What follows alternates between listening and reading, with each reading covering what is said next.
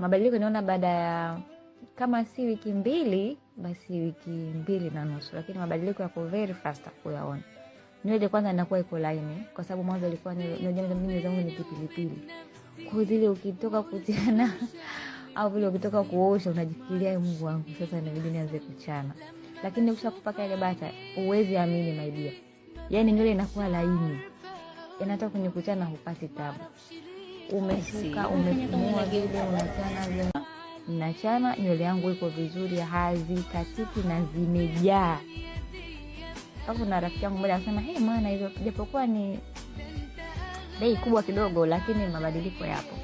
Si kwamba wala si uongo, product zake ziko vizuri. Mimi nimeanza na hizo 2. Mimi nipo Zanzibar. Lakini kuna dada mmoja yeye alikuwa anaziuza huko Zanzibar kazini kwa mume wangu. Kwa nywele yangu mume wangu alikuwa anaona ilikuwa haipo vizuri, ilikuwa inakatika. Ukichana yani unaweza ukatoa rundu la nywele.